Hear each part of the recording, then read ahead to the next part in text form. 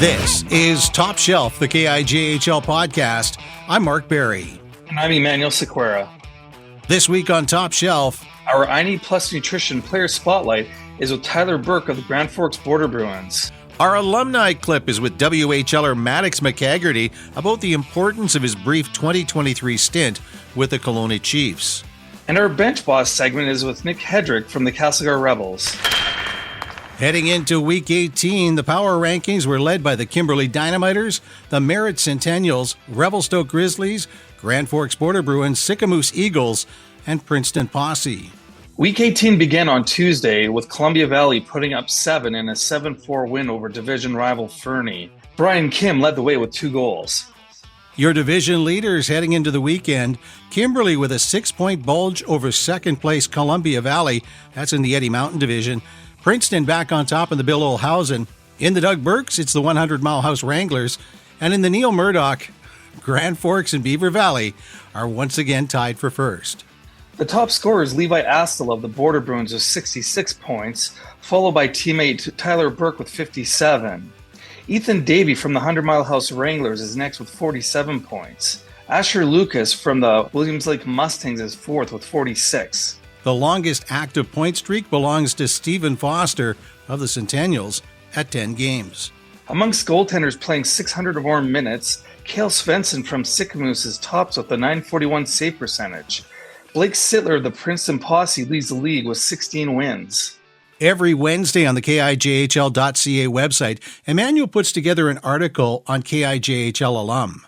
This week, Maddix McCagherty of the WHL Wenatchee Wild in 06, he's played 102 games in the dub. He played just a few weeks in the KIJHL with Kelowna that were key in his development. I thought my experience playing for the Kelowna Chiefs was really good. Obviously, it was pretty short, but my 16-year-old year, I wasn't quite ready to play in the Western Hockey League. I stayed there until January, just before the trade deadline. And I came to Kelowna for I want to say 2 weeks. We played a lot of games. We played we played a ton of games within those weeks. But it's coming to play those games, for me it was way better development. If I could have picked after playing for the Kelowna Chiefs, I went to go play junior A for the Merritt Centennials. But playing for the Chiefs, it was just way better for me because Swift Current, they were a really good team. They had a lot of drafted players, and like I said, I wasn't quite ready for the Western Hockey League. So when I was in Swift, I'd be scratched a lot of the times. I was playing maybe 4 to 6 minutes a night, and that's just for me, it wasn't good for my development. And then I came to Kelowna, and the first couple games, I was not quite myself. I wasn't playing my game because I haven't done that for so long. And then after those games, I was playing a ton, and just for a young guy, for me, being 16, playing for Kelowna and just building my confidence, just the overall experience was really good for me, and I enjoyed everything about it, and being able to live home too for those 2 weeks was super nice because I'm from Kelowna. Yeah. And I loved it. It was really good. That's Wenatchee Wild forward Maddix McCagherty talking with Emmanuel. He played just 7 games with Kelowna, putting up 8 points, including a hat trick. This season with the Wild, he has 21 points in 36 games. The alumni are featured on the KIJHL website every Wednesday. Time now for the ine+nutrition player spotlight. Emmanuel, who are you talking with today? Tyler Burke of the Grand Forks Border Bruins. He earned 9 points in 2 games last week, and I asked him how did it feel to put up that many points in 2 important wins. The big thing about that is I'm happy we made sure not to kind of let up.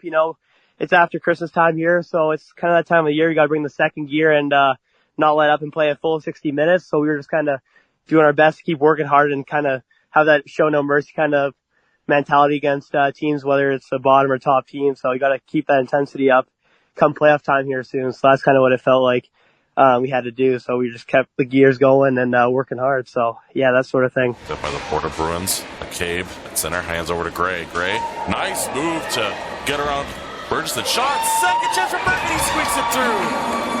He squeaks it through Spackman to make it 2-1. Good whack on the backhand for Burke.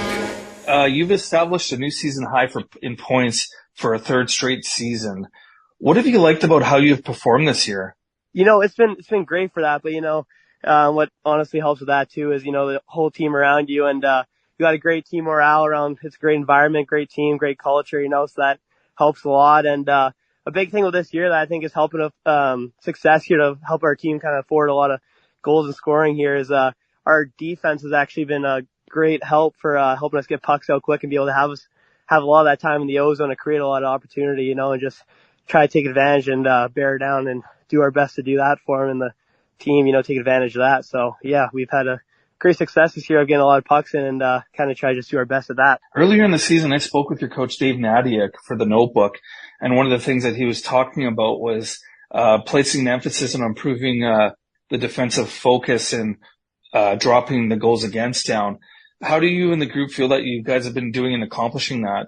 Yeah, going back to the whole working hard, playing a full 60, I think what helps a lot too is making sure we're backtracking hard, and the back checking has really changed. So from our hard back checking has been able to create a lot of turnovers and to not even let them get in our D zone to begin with. That was a big addition for us. I think we got better at and helping us just making sure we're kind of, what's the word here? I guess defensive minded to start. And once we're in the D zone, just making sure we get pucks out and kind of bearing down in the D zone first, which we've had success with, is just making sure we get pucks out and bear down on that first, because always that's priority is getting out of the zone, which we've been able to have success with that. So we just got to keep that up.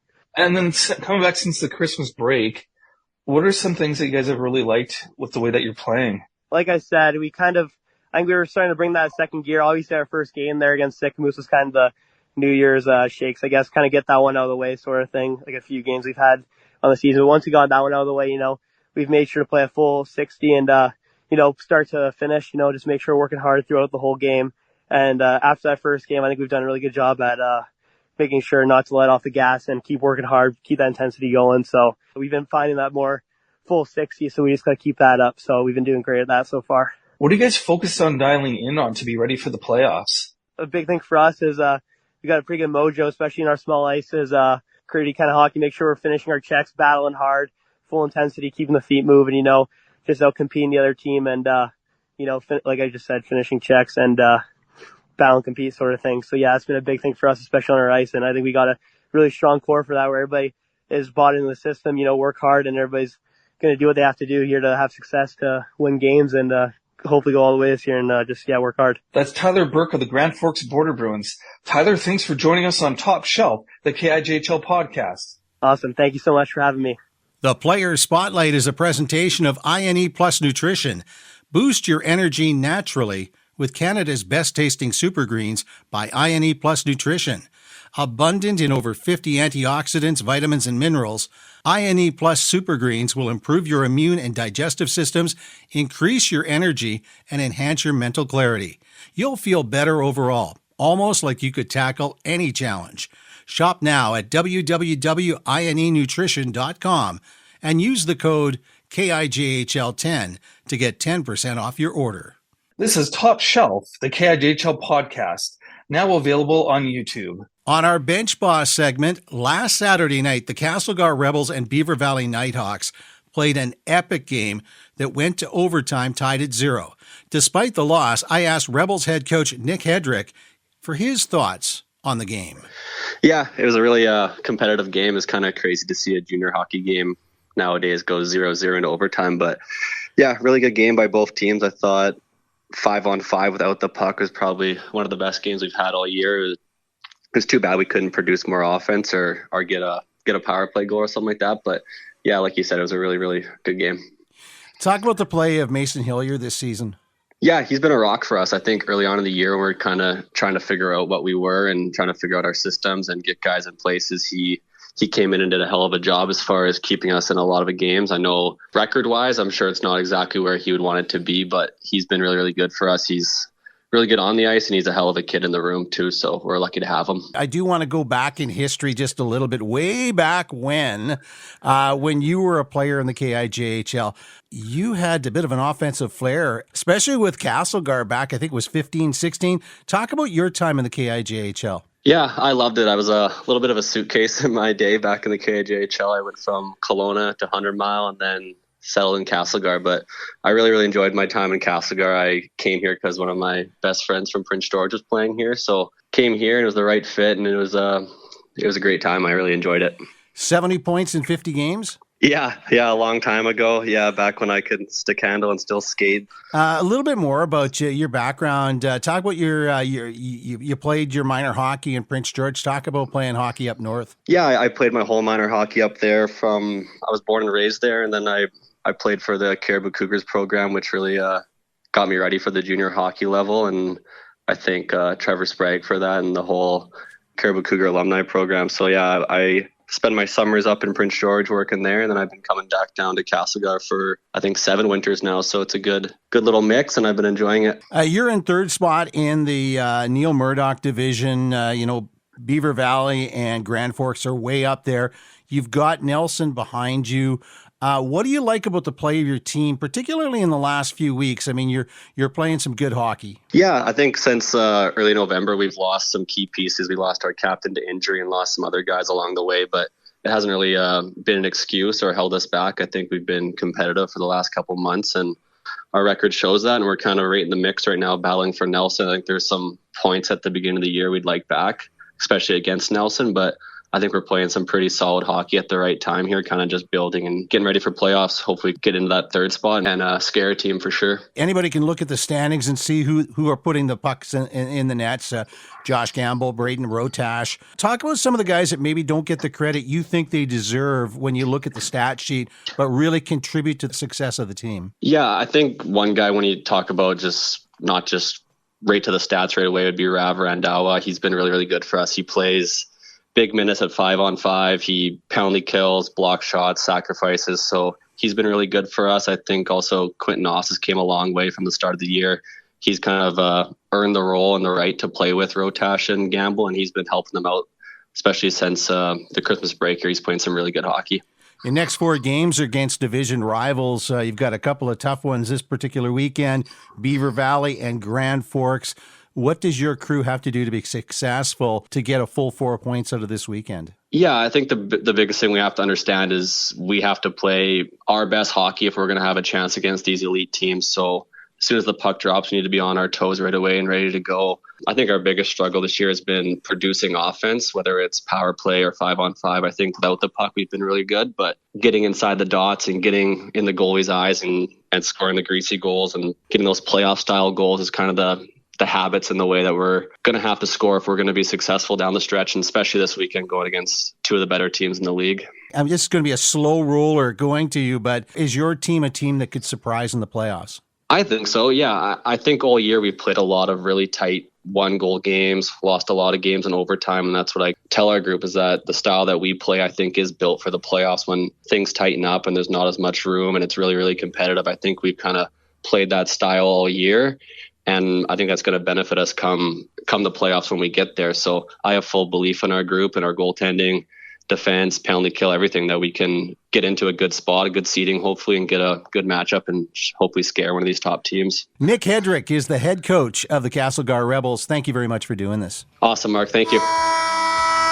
This is Top Shelf, the KIJHL podcast, available on Spotify, iHeart, Apple Podcast, YouTube, and on the KIJHL.ca website. Our thanks this week to broadcaster Alex Breen, Rebels head coach Nick Headrick, Border Bruins forward Tyler Burke, and Kelowna alum Maddix McCagherty. A big thank you to the good folks at ine+nutrition. Don't forget to use the code KIJHL10 to get that discount. Finally, a stick tap to Flow Hockey, which brings our players close to their families and friends back home. I'm Mark Berry. I'm Emmanuel Sequeira. This is Top Shelf, the KIJHL podcast. We're back in 7 days.